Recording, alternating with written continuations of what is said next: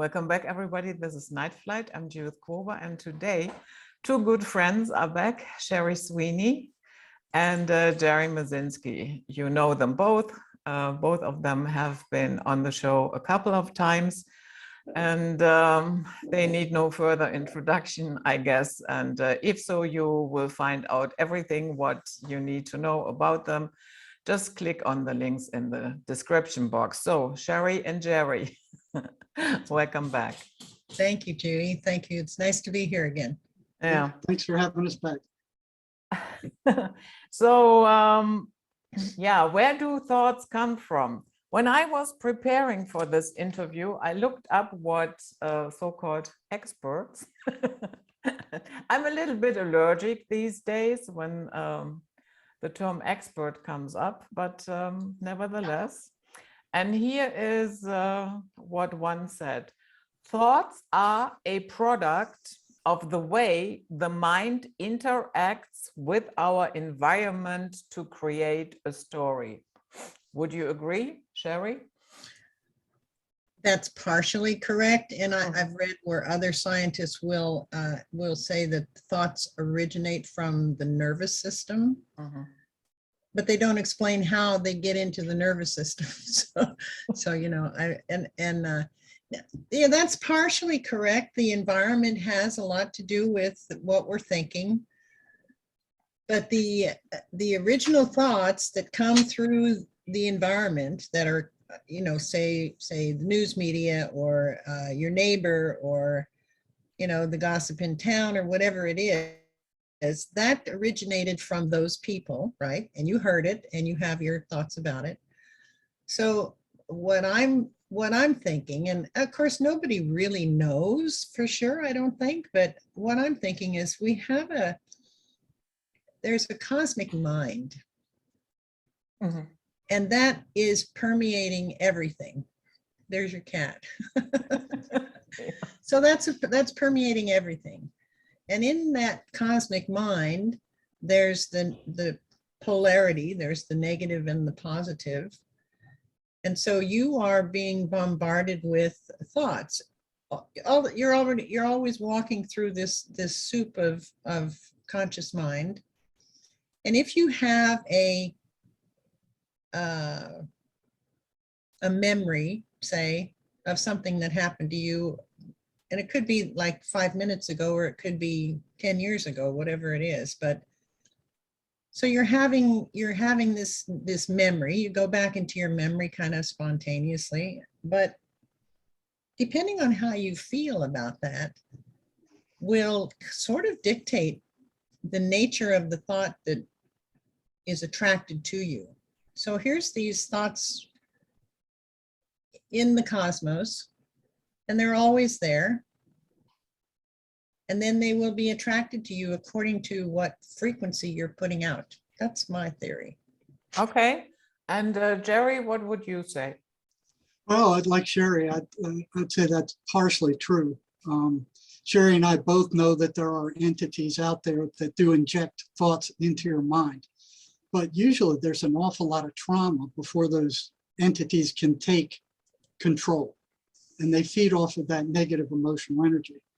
But one thing that both psychiatry and psychology have abdicated was that we are spiritual beings. You know, in 8 years of college and graduate school, they completely ignored that. And it's not the mind that thinks. What Sherry and I just, we interviewed somebody who was a representative of John Maish in Australia. And I got the book and I found it absolutely fascinating. And what John says is that the mind itself is the apparatus that takes pictures of what you focus your attention on. So its job is to formulate wherever you put your attention to take a picture of that. And then that is connected with the spirit, where the actual spirit does the process. It's where the reason lives. It's where the hard drive is. And he equates the keyboard to the mind, or the we're the computer screen to the mind, where you just get the picture, but you don't get any of the information. The information resides on the hard drive, which is the spirit. And psychiatry is completely devoid of spirit. Both psychology and psychiatry gave up trying to study the human mind because it's not tangible, it's not measurable, you can't see it, you can't feel it, there's no way to measure it.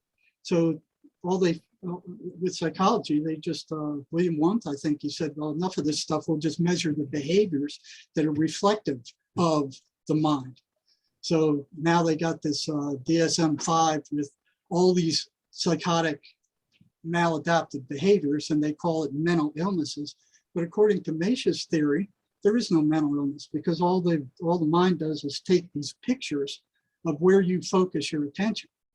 And we're all raised with the belief that we are our thoughts. You know, everybody has this voice in their head talking to them constantly. And it's constant gibberish. It starts usually when you open your eyes in the morning.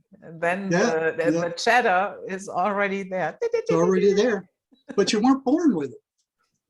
You weren't born with that chatter. You learned that chatter based on, you know, like Sherry says, your past experiences, what's happened to you, your traumas, all that stuff. And then that voice, you know, people think you're that voice that's always chattering to you because you're always talking to it. But if you're that voice, then who's listening to it? Who's the one that's taking it in? Who's the one that's listening to it? Who's the one who's looking at the images? That's true. That's exactly right, Jerry. I mean, if you think about it that way, a person, when you're getting bombarded with thoughts, you can actually step back and look at those thoughts happening. So they're not happening. They're not happening in you. They're happening to you. And so you have a choice at that point, at that particular point, to accept or reject any of the thoughts that are coming in. So, you know, and we can be influenced. Of course, we can be influenced by our surroundings and the things that come into our heads, whether it's from television or radio or movies or news media or whatever. You can be influenced by that, but you still have a choice whether to accept the thoughts that come your way, I think. Yeah, I agree with that. You are the one who focuses your attention, and that's what you are. You're your focus, you are your attention, you are your perception. And Carlos Castaneda said that there is no reality, there's only perception. It's what you actually perceive as your reality. And John May says there's three different aspects of reality. There's your personal reality, your personal history, what you've learned, what you've been exposed to, the traumas you've suffered. There's physical reality, which is everything around you. And then there's the energy reality, where there is no time and space. You know, in order for time and space exist in physical reality, in order for time to exist, there's got to be three components. There's got to be matter. There's got to be space for that matter to move around in, and there's got to be energy to move that matter. And that matter is considered the passing of energy or time. So when somebody gives you a watch, you can actually see that matter moving on that hand. So without those three things, there is no time. And in the energetic universe, there is no time, because there is no space. You know, there is no matter in that universe.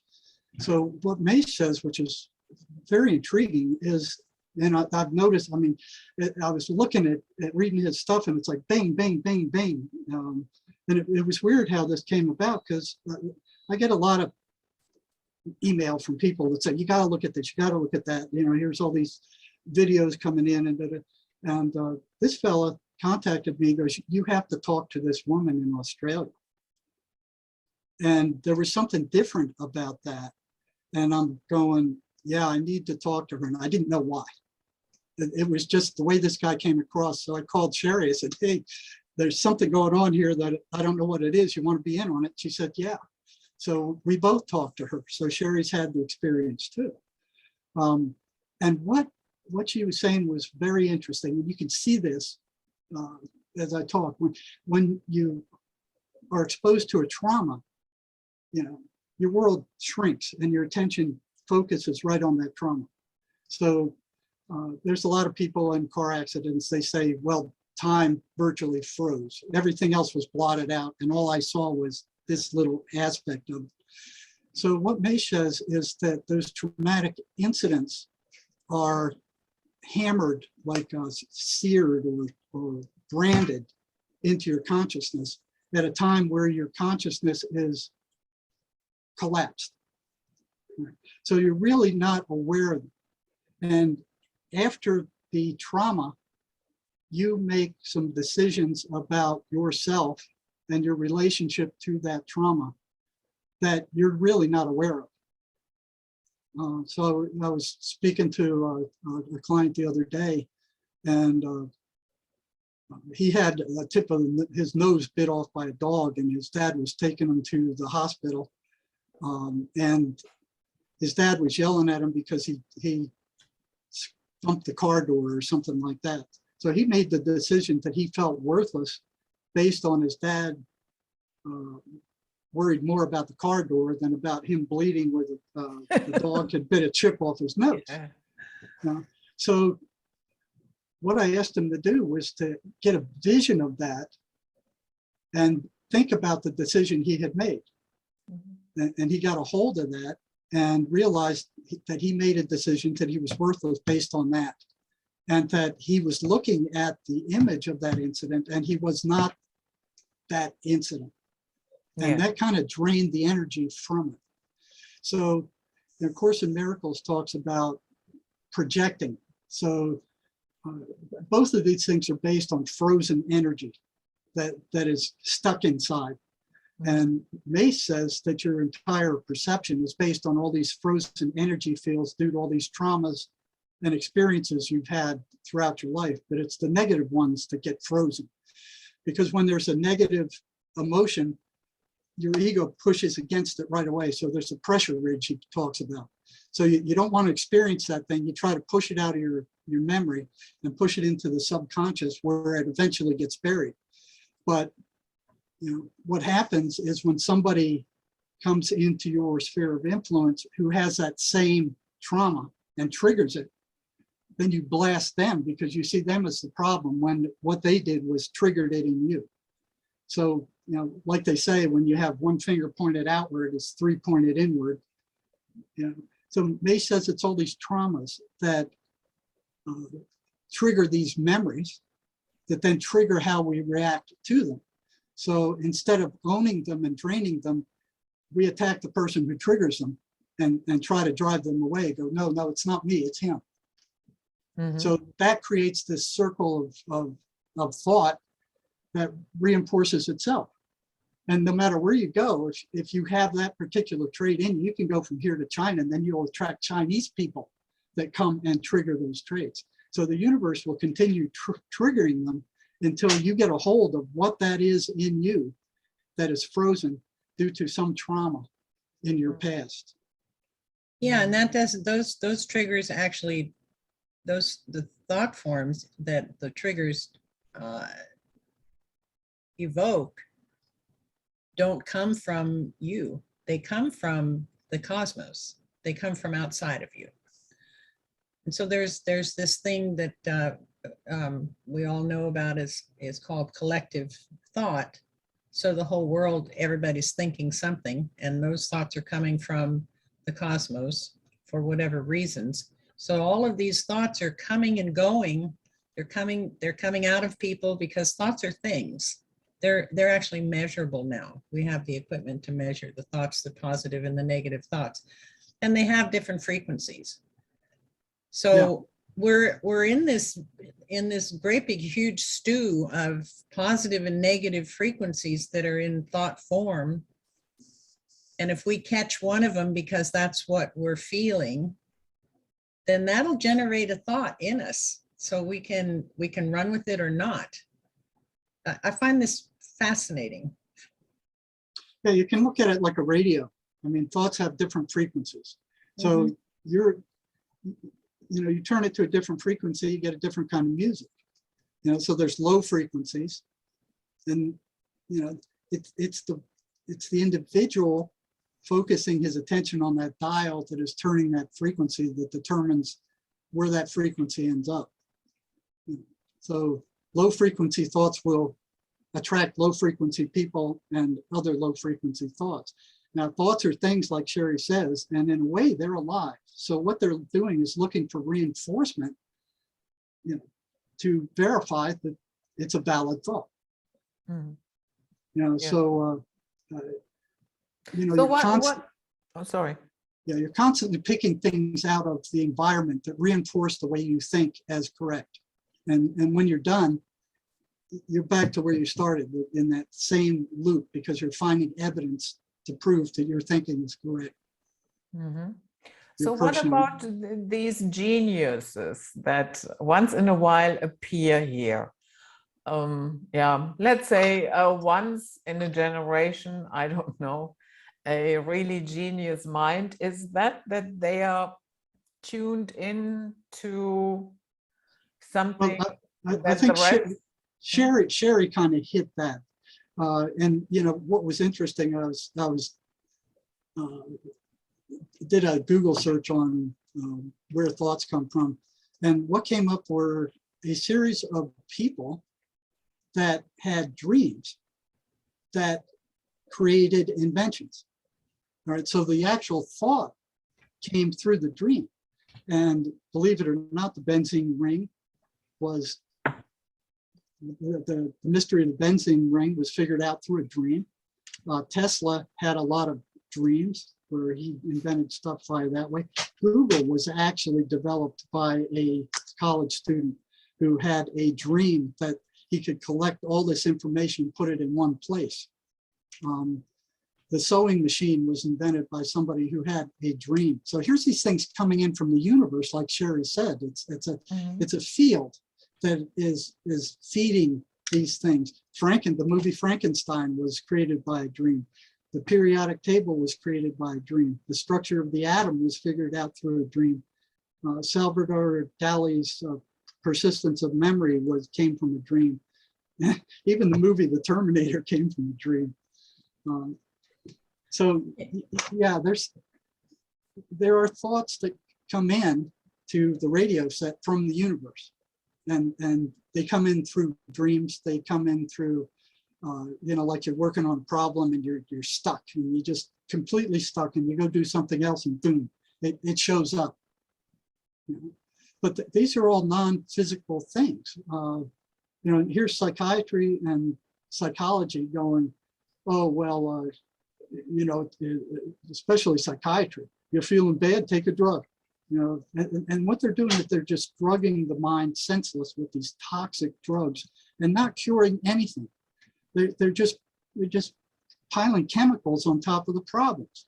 And psychology, by just reiterating, talking about the problems over and over and over and over, all they're doing is reinforcing those same problems. They're not doing anything about them. They're just, oh, you poor thing, you went through this stuff. And then the person goes to the next person and tells that same story. And that's actually reinforcing and ensconcing that negative aspect of what's happening, instead of dissipating the energy unit that created it in the first place. Mm-hmm. Well, you're right, Jerry. When you talk about how when a person goes through a trauma, they stuff it down because they don't want to feel that feeling. I know what that's like. Yeah, so, you do. You do. And then there's an energy ridge there where the thought and the consciousness is pushing it, trying to push it away so you don't have to experience it, but it's still alive. It's buried alive. Well, it's still alive in the subconscious, and but it's hidden from the memory. And so to find it, you really need some help to find it. One of the things that I've experienced, and I learned this from Sherry, the lady in Australia. Mm-hmm. So there was a lot of disconnected things that came to mind during working with her, and she would ask a question about that thing, and then I would come up with whatever my first thought was about that thing, which seemed to be totally disconnected from our discussion. It was just a first thought that came in. You know how you do association. Mm-hmm. And then she'd ask me about that. And then we'd go down this little road and she'd ask me to come up with a word, the first word that came to mind about this thing. And I would say the word. And then she would ask me about, well, what does that word mean to you? So, we really went down this rabbit hole and discovered some things that had been buried for a really long time that I wasn't aware of. I had no memory of it at all until she was able to get me down that rabbit hole far enough to see it. I'm like, oh, wow, that's totally interesting. It really, I can see where that program is going to really help a lot of people. Yeah, me too. She I'm talks fascinated. about that. Yeah, she talks about how thought is actually,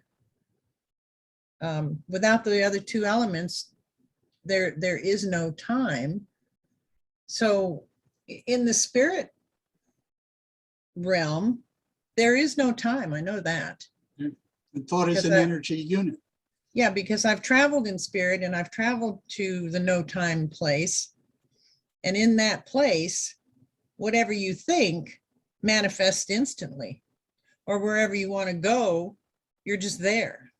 There's no travel, there's no space, there's no distance, there's nothing. It's just you're in this particular moment and then you're not.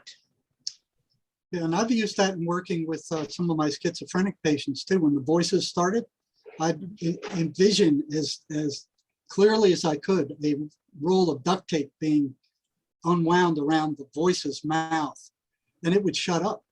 Yeah.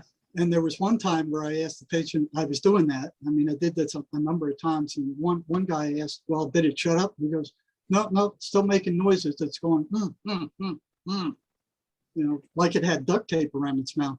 So what we envision in this universe happens in the energetic universe to some degree, which is, and can be used against those voices. To shut them up. The thing is, all the talk about we create our own reality, and I believe that's true. Whether it's a positive or negative reality, whether we're aware that we're doing it or not, we're still creating our reality.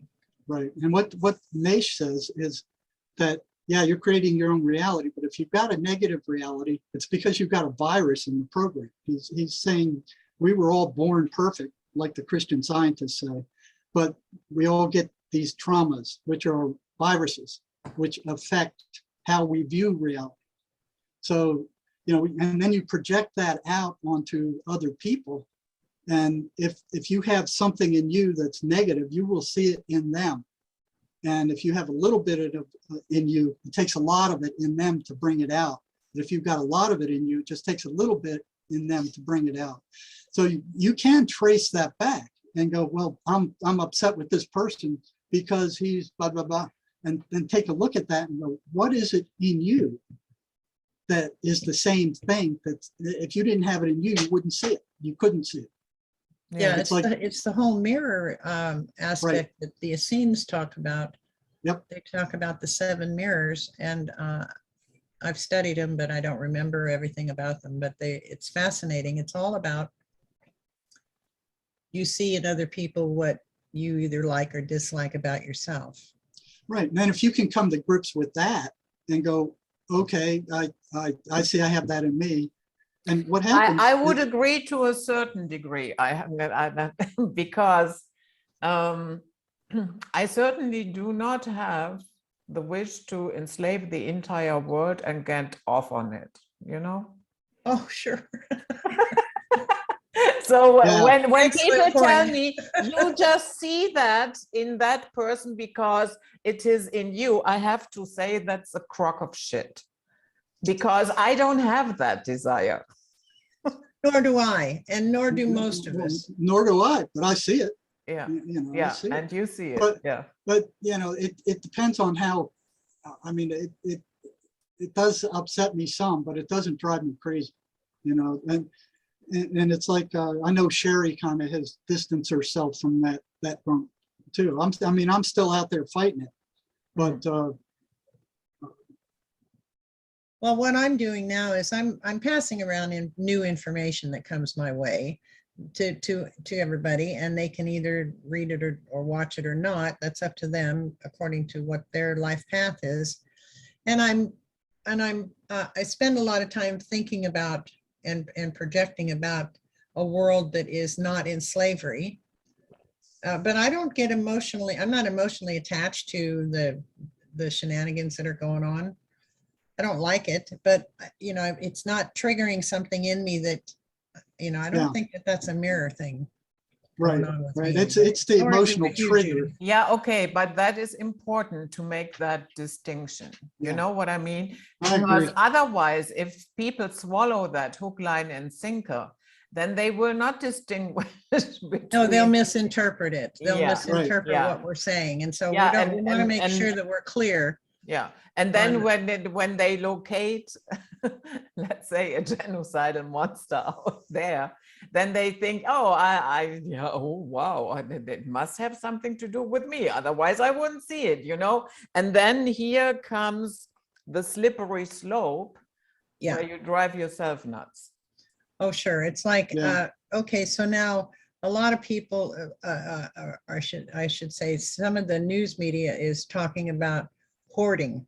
Mm. Well, I subscribe to a group on Facebook that is, they're farmers, they're homesteaders, and they're growing their own food and they're putting it away for wintertime. They grow their food in the spring and summertime, and then they put it away for wintertime because the plants don't grow in the summertime. And so the news media is actually, or actually wasn't the news media, it was Facebook,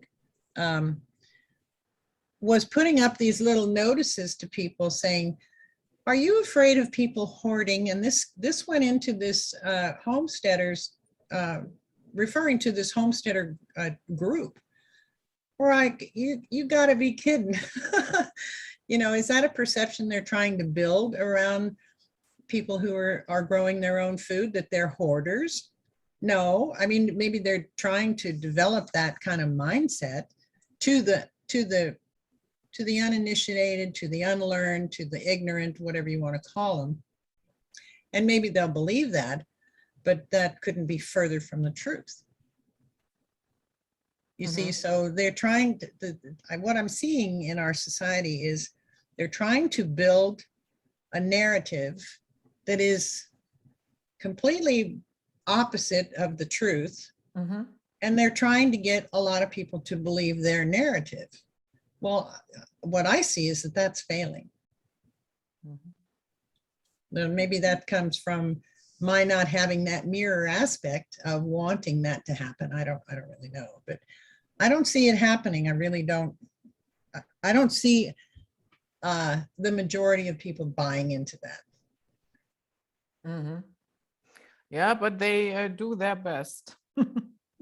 No, the other part is it's just hard to believe that they would do something like this. It's like, you know, back when the Nazis were killing everybody in concentration camps, even the people in Germany didn't believe that that was happening. Yeah, know? I know. And how did it start? The same way that's it's starting right now. Yeah. Yep, the same thing happening over again. So here we can recognize what happened because we've already seen it happen. So people can recognize it, but they just don't believe it. You know, just like the German people didn't believe it. You know, even when they were shown it, it was like they had a hard time believing it. Cognitive dissonance sets in. Yeah. Yeah, yeah. Yeah. So, No kidding, so we're aware of it, you know, so we can see it, and we can see all the people getting sick, you know, passing out in soccer games and on the football field, just dropping dead. You know, but people don't want to believe that others would do something like this to them, that there was such evil that exists on this planet as to do something like that.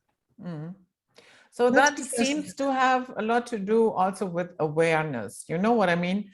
When awareness arises in you, yeah, meaning you can have thoughts all day long, but if you are not aware of them, if you have no idea what's going on in your head, and if you have no awareness of yeah, your surroundings and how to spot, yeah, a fraud or a lie or whatever, then yeah, you're most likely very unaware. And the moment a specific awareness arises in you, I think that also makes changes in the collective. Not Yes. dramatic changes, but Oh, I Yeah. totally agree with that, Judith. I do also. You know, we are to paint a picture, we're actually in a matrix. mhm, And the way the matrix works is that any change in the matrix, it's a fractal. So any change in the fractal will change the whole thing. It might be a tiny little change, but that'll make a change and that'll affect people. And then the more people that become aware, the more changes happen in that fractal. And pretty soon the whole fractal is different. And I think that's why all of us are putting out information every day, passing along information to wake people up. mm, Yeah, and I think sending around solutions is highly important. You know, I mean, I'm trying to come up with solution. My main solution is walk away. You know, I mean, that's the simplest way I can put it, is just walk away from it. yeah. So And- sometimes, you know, there are scenarios where, yeah, walking away from it, even if it's only mentally, does not really work anymore. For instance, I know one journalist here in Germany, he is actively thinking about leaving this country, going to Montenegro, because what is coming down the pike here. Yeah. Mark Windows left Britain and he's in Bulgaria now for the same reason. He doesn't want to deal with the crap that's happening over there. Well, Max Egan left too. He left Australia and he's in Mexico now. So, and he wasn't planning on leaving because he was planning on staying and fighting. But then he found out that the police were asking questions and they wanted to come over, and he thought, well, he had just had this strong impulse that, okay, I think it's time to leave or I'm not going to be able to fight anymore. Mm-hmm. Mm. So fortunately, he had friends in Mexico that he could go to. Yeah. Yeah, it's not that way here in the United States Yeah. everywhere. It's not that way where I'm living at all. Mm-hmm. Yeah, nice, but Yeah.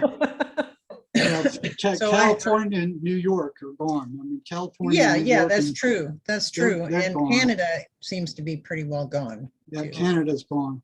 But going back to where thoughts come from, mm, see, all these thoughts are being focused upon.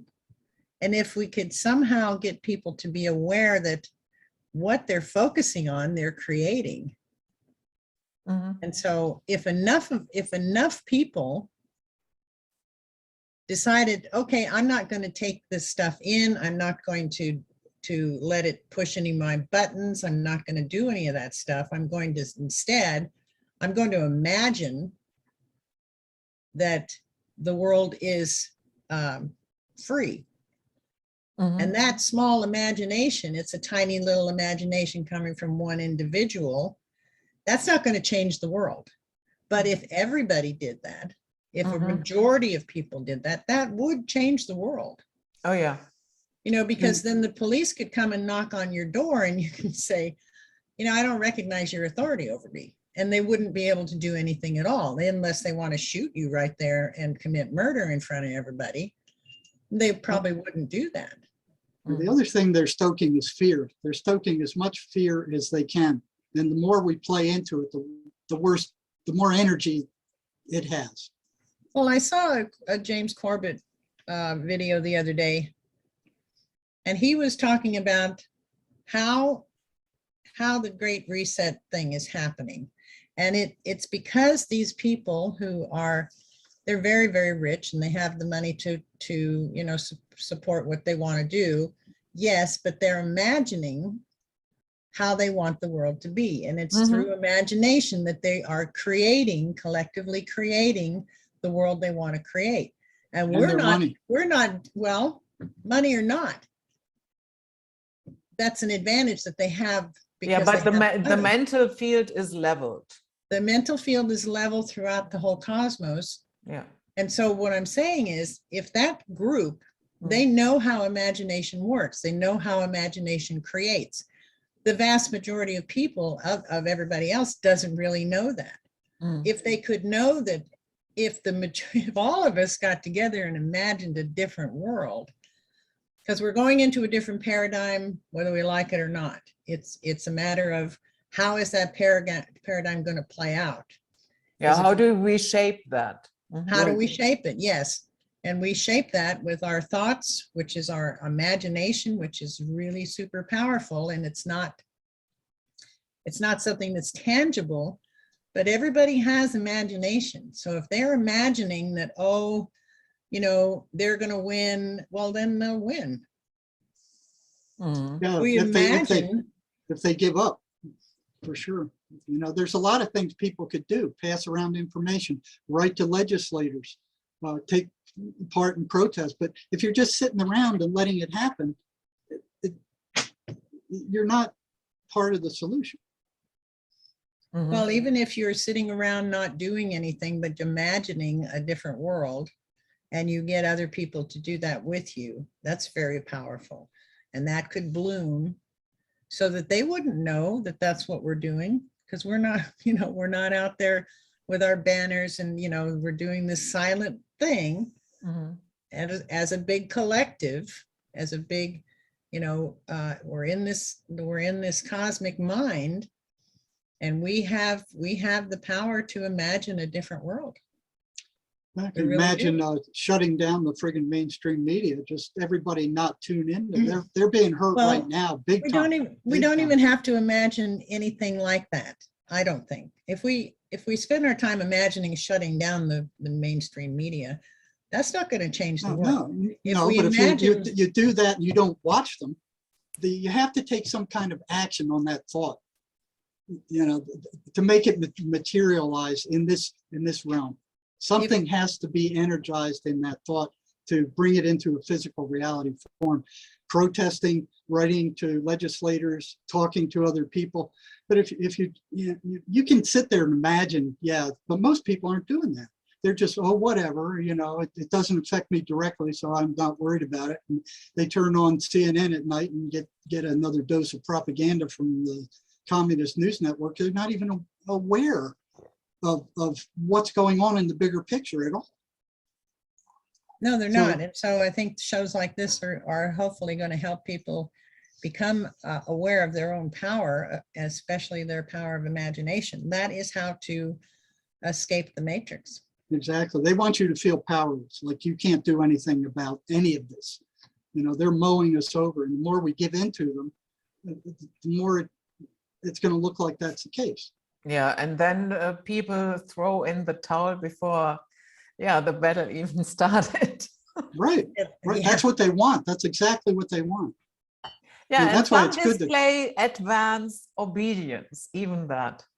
Yeah. Mm. Hasn't even been asked of you, but they're already doing it. Well, and that Yeah. comes from our training as children. Mm. Because we're conditioned, we're programmed to Yeah. Throughout believe. the school system. Yeah, and even our parents, if we have very controlling parents, then we're going to be programmed to think, well, these guys have authority over me, and I don't have any authority over me at all. And then we go to the school system and we get that again, and we go to the church system and we get that again. And then we grow up and get out into the big world. And then we have, corporations, our bosses, our police department, and the news media and so on, doing the same thing. And all along we're thinking, well, I don't have any power of my own. What can I do? I'm just one person. Yeah. We're programmed to obey these fools. Yeah. And that brings me to back to the collective mind, and that sometimes, at least it appears that way, that certain thought forms can take over entire societies. And usually it starts out with, dehumanizing a certain group, whatever it might be. Mm-hmm. And the moment you have dehumanized them, then of course you have a field where you can justify your atrocities. Yeah, because many people don't even see them as humans anymore. Yeah, I don't think that the people who are running the show right now look at us as humans. Yeah. Mm-hmm. You know, they look at us as the same way they look at animals, and we know that animals have feelings. Yeah. We know that they have emotions, and so we know that. They don't know that, and they look at us the very same. Now we can take this a step further in the collective mind that's being controlled by an even more advanced mind, which is not on the earth, or maybe under the earth, but they're not human. So there's a lot of talk about that these days, more talk than I've ever heard about that. Because years ago, when I was, saying it very discreetly to, just one or two people, that I don't think these people are human. And, I would get kind of like, well, you might be right, but, it's kind of way out there. And now I'm seeing that more people are talking about that openly, which I'm really glad to hear, because it's putting out the seed, to plant the seed, to make people more aware that we're not just dealing with human beings that are being evil, because human beings are not evil. Mm. Not at the core. That we didn't come here being evil. No. Humans didn't anyway. No. Yeah. No, so we had to be fed, we had to be taken over, we had to be coerced, to have those evil thoughts and to go with it. And then we could be threatened, and we could be blackmailed, and all kinds of sorts of things to manipulate us. But one thing we found interesting, and I checked this out with Sherry and several other people that heard voices, is that the voices that schizophrenics hear run a very repeatable pattern over and over again. And that pattern exactly matches what the mainstream media is putting out to us right now. Mm-hmm. It's the same kind of information that the voices tell psychotics that the mainstream media is telling us right now. You're no good, you're stupid, you're worthless, all the way down the line. We got a list of like 23 of them. So there's a one-to-one correspondence between what the voices are saying to schizophrenics and what the mainstream media is saying to us right now. Mm-hmm. Yeah, I see that too.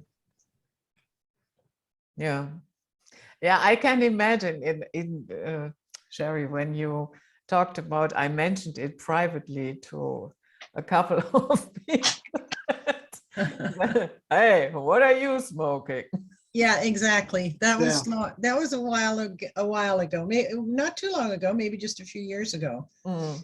I was in a chat, and people were talking about how this was before the whole debacle started this time, and they were talking about some of the stuff that was going on, and I said, I think they're not human. Mm-hmm. And that it took a while for the responses to come back, but they did come back by, one or two people saying, well, maybe you're right. I mean, okay, maybe I'll think about that. Yeah. But and that's what I see, because I know the human beings are not evil. We don't start out being evil.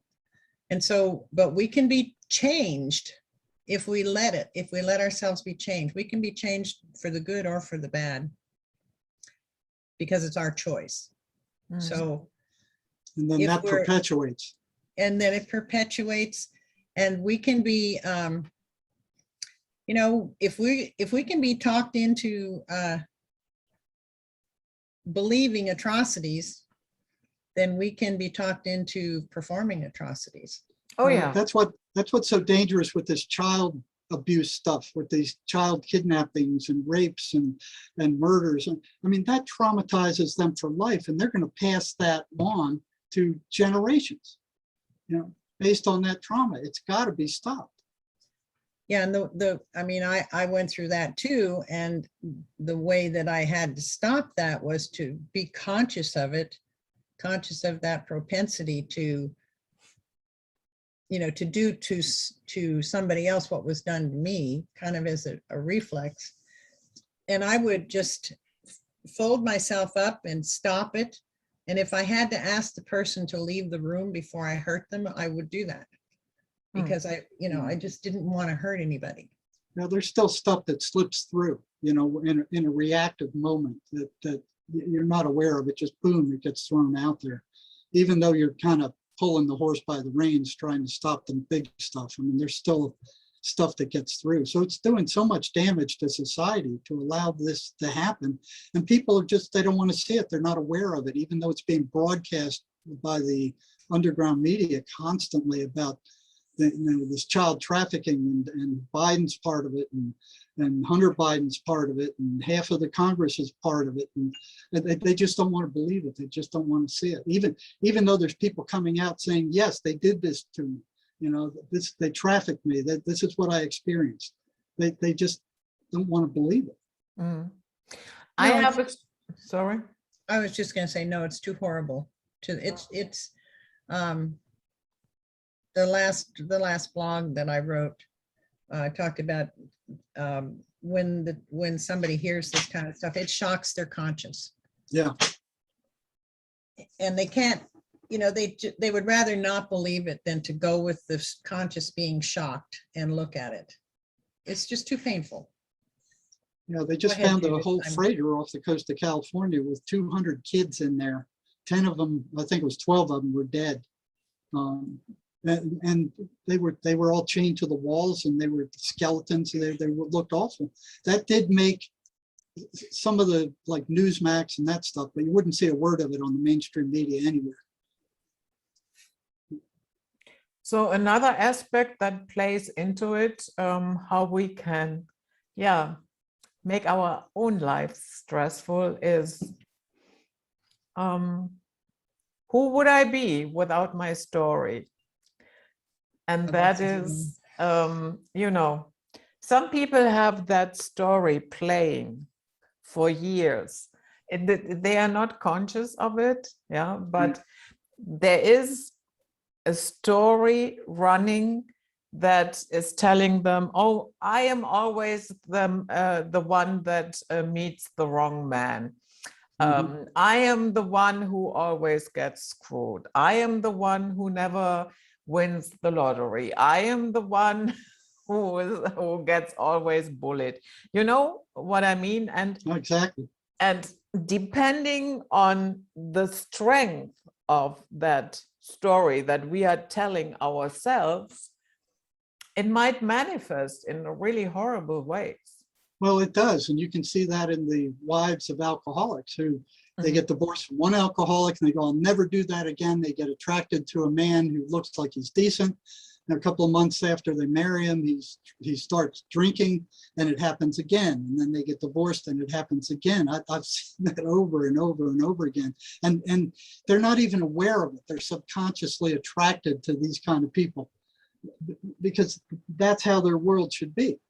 That's what they think it is. I deserve this abuse because of those hang-ups, that those energy ridges that they had when they were young. That's where a person has to stop and see what the denominator is of all of these things. But like you said, sometimes it's hard to find. Yeah, and so but the denominator is always you, the individual. Like I'm the denominator for all the things that have happened in my life, and you're the denominator for all the things that have happened in your life. So that's a given. And the way to correct that is to be able to question it, ask the question, why does this happen? And if people don't even ask the question, why is this always happening? and then step back and listen.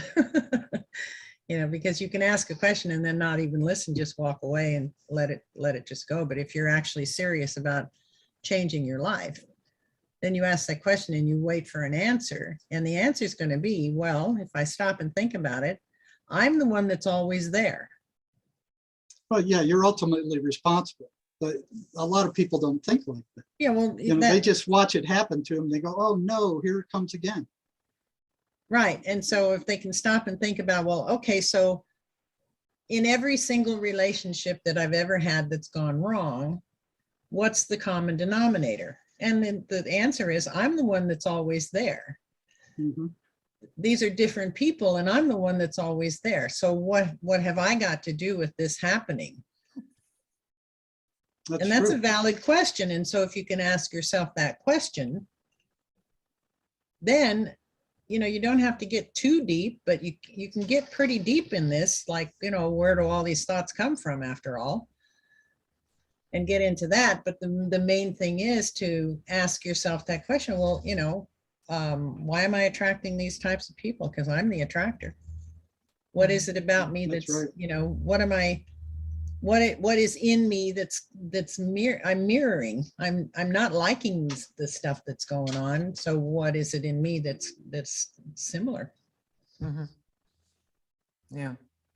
And that might also have to do with, let's say, childhood experiences. A lot of people have the tendency to marry their father or mother. Mhm.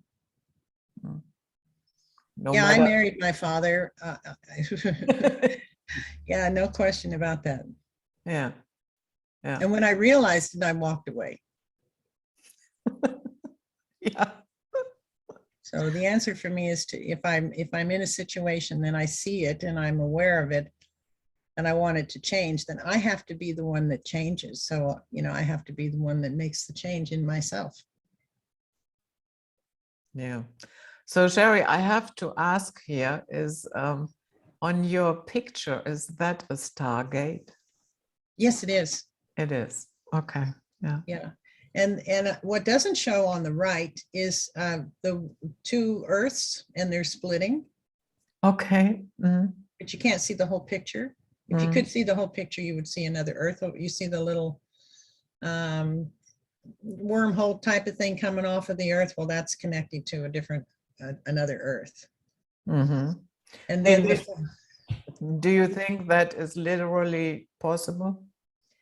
I think it's metaphorically possible. Mm-hmm. That we're probably going to go in two different paths. The human race is.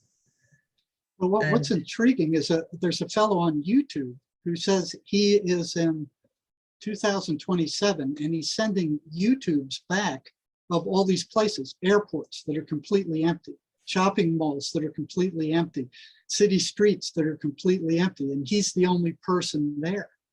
And so they showed him going to a Google on a computer, going Google, what's the date? And it was, December something, 12/27, down the line. So all these people are writing to him and said, okay, go to a hotel, go to a shopping mall, go to an airport and film there. And there's not a single person in any of those films. So he has like a, now what is that movie with Will Smith? I Am Legend. So he has a moment like that.